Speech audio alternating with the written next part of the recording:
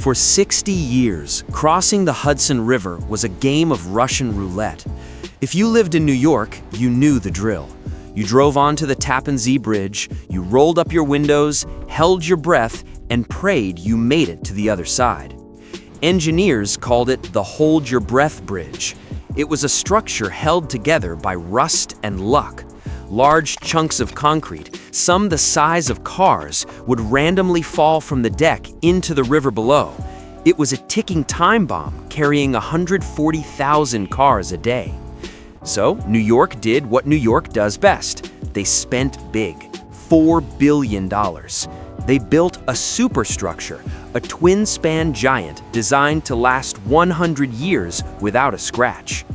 But instead of a triumph, it became the most controversial construction project in American history.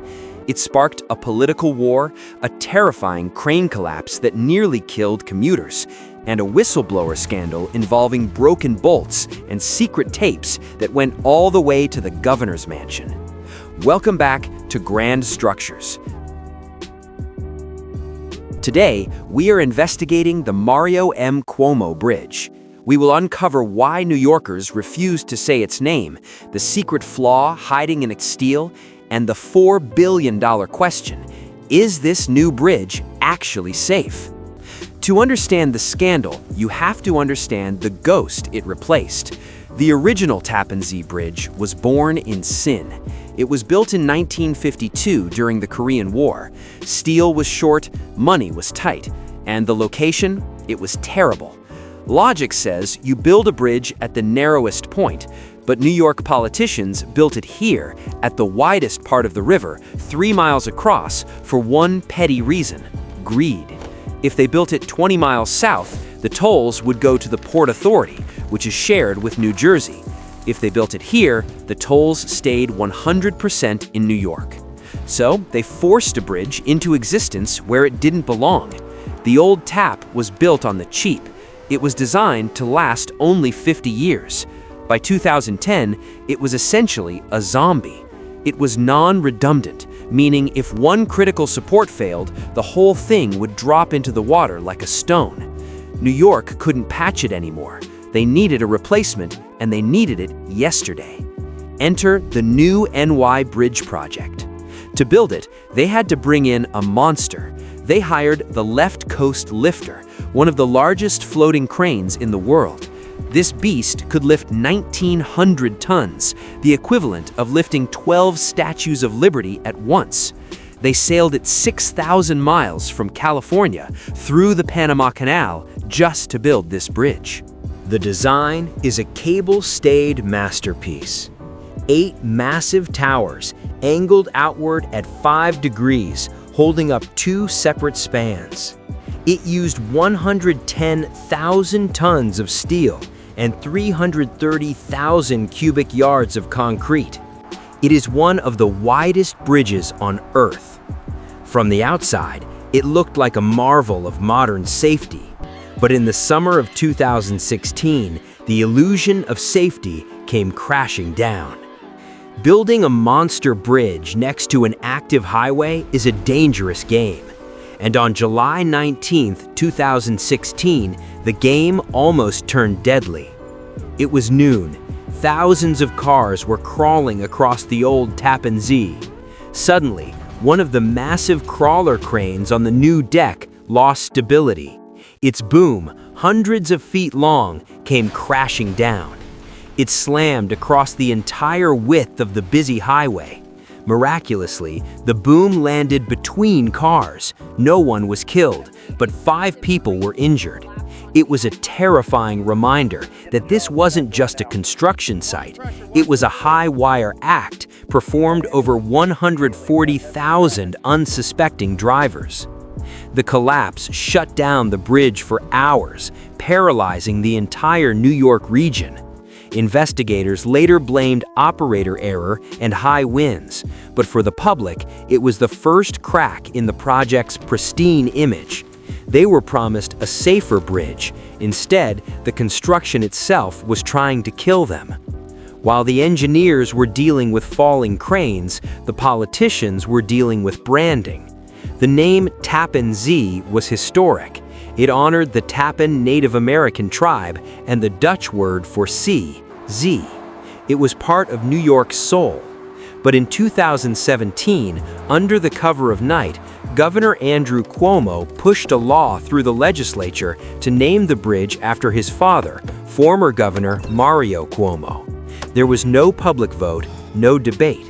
New Yorkers were furious. A petition to change the name back reached hundreds of thousands of signatures. It felt like an ego trip, paid for with tax dollars.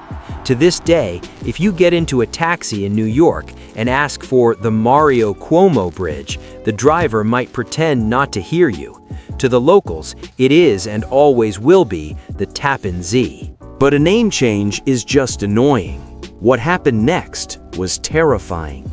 In 2021, an investigation by the Times-Union revealed a secret that had been buried in the steel. The bridge is held together by massive, high-strength steel bolts. But during construction, workers allegedly found that dozens of these bolts were snapping. They were suffering from hydrogen embrittlement, a chemical reaction that makes steel brittle like glass. This is a nightmare scenario. If the bolts holding the girders together snap, the bridge loses its integrity. But according to a whistleblower, the response wasn't to stop, it was to hide. The whistleblower, a safety inspector, didn't just claim he saw broken bolts, he claimed he recorded his bosses talking about them. In tapes turned over to the Attorney General, workers can allegedly be heard calling the bolt failures a major defect. But instead of halting construction to investigate, the conversation shifted to the timeline. Stopping the work to check every bolt would mean missing the governor's deadline for the grand opening.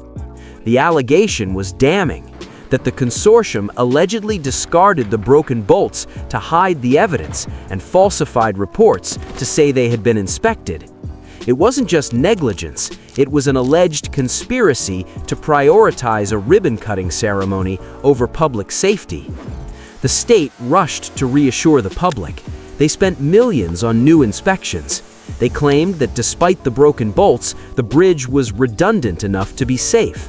They claimed that less than 1% of the bolts were affected. But for a public that had lived in fear of the old bridge for decades, the trust was shattered. By 2019, the new bridge was open, but the ghost of the Tappan Zee had one final surprise.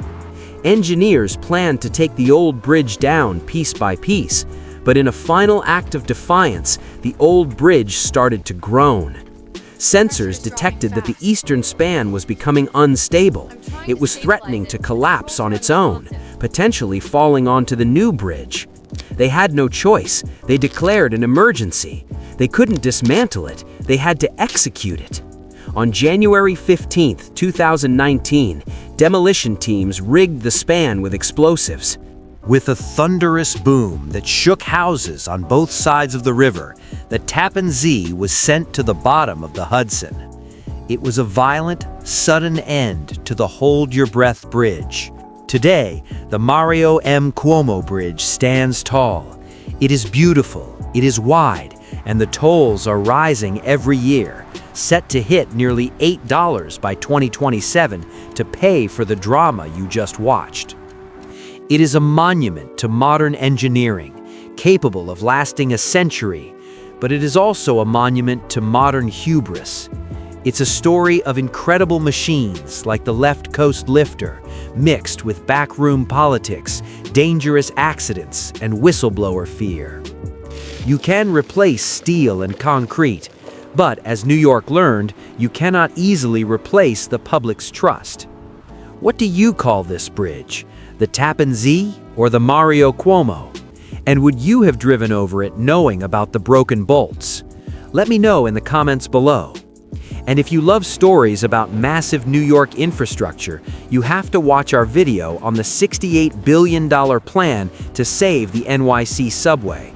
It's another battle beneath the streets. Thanks for watching Grand Structures.